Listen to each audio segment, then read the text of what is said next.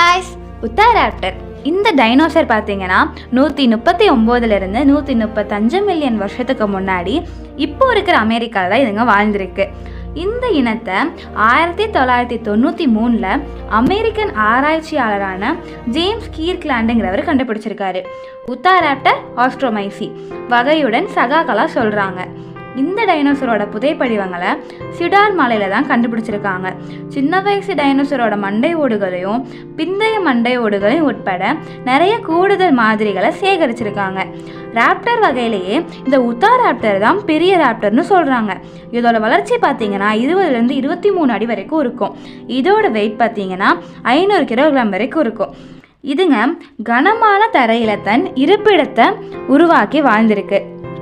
2 கால் மாமிச உண்ணி, அதுக்கப்புறம் பெரிய அளவு தனித்துவமான அம்சங்களை இது கொண்டிருக்கு. பாப் கலாச்சாரத்துலேயும் அறிவியல் சமூகத்திலையும் அதுங்க கவனத்தை ஈர்த்திருக்குங்க. உத்தாராப்டருக்கு அதோட தாடைகளில் சிறிய ரம்பம் போன்ற பற்கள் இருந்திருக்கு.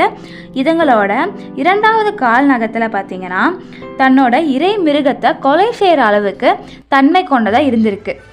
உத்தாராப்டர் ஒரு பதுங்கி இருந்து வேட்டையாடும் தன்மை கொண்ட டைனோசர்னு சொல்கிறாங்க. இதுங்க தன்னோட கூட்டத்தோட தான் வாழ்கிற உயிரினம் ஆகும். ஓகே காய்ஸ், இந்த வீடியோ பிடிச்சதுன்னா லைக் பண்ணுங்கள், ஷேர் பண்ணுங்கள், மறக்காம நம்ம சேனலை சப்ஸ்கிரைப் பண்ணிடுங்க. தேங்க்யூ ஃபார் வாட்சிங்.